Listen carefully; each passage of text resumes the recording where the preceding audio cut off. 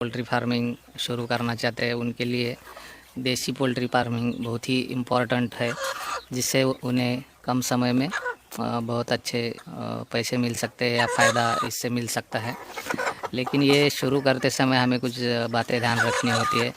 तो शुरुआत में सबसे पहले तो हमें ये देखना है कि हमारी इन्वेस्टमेंट कैपेसिटी कितनी है।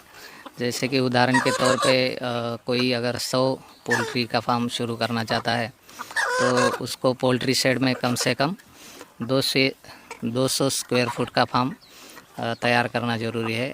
तो इसमें हम देख सकते हैं कि एक बर्ड के लिए हमें 2 स्क्वायर फुट जगह देनी है। बहुत बार किसान भाई पोल्ट्री फार्म में जगह के बारे में वो ज़्यादा सोचते नहीं है, 1 स्क्वायर फुट तक जगह देते हैं, तो इससे मॉर्टेलिटी बढ़ने के चांसेस रहते हैं।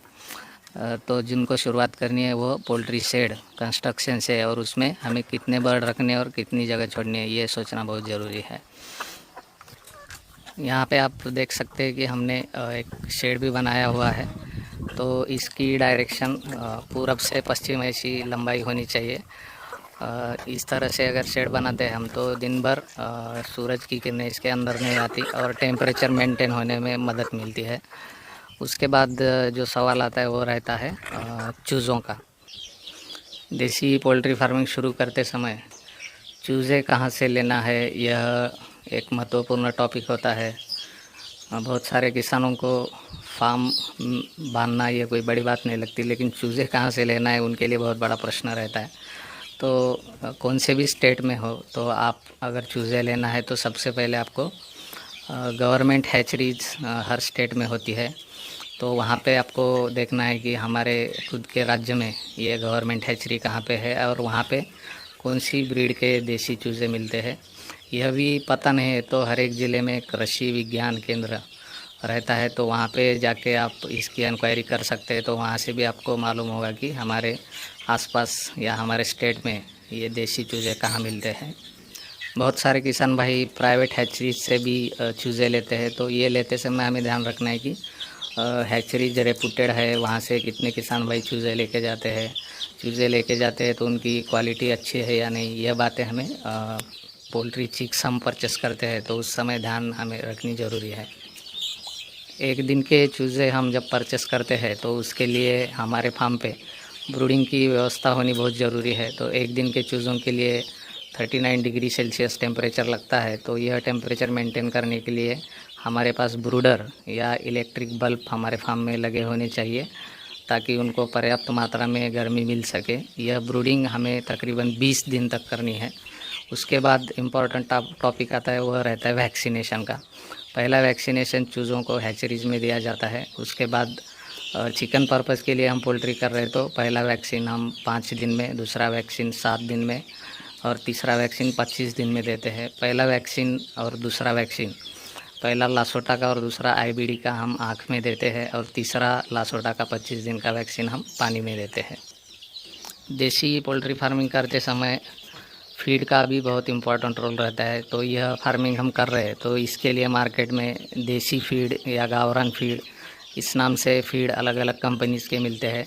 तो इसमें भी हमें फ़ीड लेते समय ध्यान रखना है कि कौन सी कंपनी का फ़ीड अच्छा है या उसका एफसीआर अच्छा है या ये फ़ीड खा के पोल्ट्री में अच्छी ग्रोथ होती है, उस कंपनी का फ़ीड हमें सेलेक्ट करना है और ये रेडीमेड फ़ीड हमें पोल्ट्री में देना है। बहुत सारे किसान ऐसे हैं कि जिन्हें फ़ीड परचेस करते समय बहुत तकलीफ़ होती है कि उनके पास वो अवेलेबल नहीं रहता, तो वह किसान भाई घर पे ही फ़ीड बना सकते हैं। तो उसके लिए हमने ऑलरेडी पिछले वीडियो में डिस्कशन किया है कि घर पे अगर फ़ीड बनाना है तो कौन से इंग्रेडिएंट हमें लेने हैं। तो इस तरह फ़ीड भी हमें इनका वेट बढ़ने तक, एंड तक इन्हें फ़ीड देना ज़रूरी है ताकि इनकी ग्रोथ अच्छी हो और मॉर्टेलिटी इनमें नहीं हो। जिन किसान भाइयों के पास पोल्ट्री बर्ड्स कम है, जैसे कि 100, 200 या 500 तक बर्ड है, वो किसान भाई फ्री रेंज में भी पोल्ट्री फार्मिंग कर सकते हैं। फ्री रेंज में हम दिन में इन्हें खुला छोड़ सकते हैं ताकि हमारा फीडिंग का खर्चा कम हो। इसके बाद जो लास्ट टॉपिक रहता है वो आता है मार्केटिंग का। तो देसी पोल्ट्री फार्मिंग में हमें यह ध्यान रखना ज़रूरी है कि इनका बिक्री का जो वेट है, सेल करने का जो वेट है वह तकरीबन 1200 ग्राम से लेकर 1500 ग्राम, 1.5 किलो तक वेट होना ज़रूरी है। वेट अगर ज़्यादा बढ़ जाता है 1.5 किलो के ऊपर तो इन्हें सेल करने में तकलीफ़ होती है। तो जैसे ही वेट 1.5 किलो के आसपास होता है तो हमें मार्केटिंग व्यवस्था का ध्यान रखना बहुत ज़रूरी है। मार्केटिंग करते समय जितने बर्ड्स हम रिटेल में बेच सकते हैं, यानी कि अपने गांव में, गांव के आसपास या हमारे एरिया में जो भी पोल्ट्री प्रोसेसिंग के छोटे मोटे दुकान है, इनके ऊपर हम इनको रिटेल में बेच सकते हैं तो उससे बहुत अच्छा रेट मिलता है। और होलसेल में देखा जाए तो हमें तकरीबन एक बर्ड 1.5 किलो तक बनाने में 100 रुपये तक खर्च आता है। तो इसे होलसेल में रेट भी उसी प्रकार मिल जाता है, जैसे कि 110 रुपये, 120 रुपये, 130 रुपये, जैसा मार्केट चल रहा है उस हिसाब से यह रेट अगर 31 दिसंबर को देखा जाए तो 200 रुपये के करीब भी रहता है।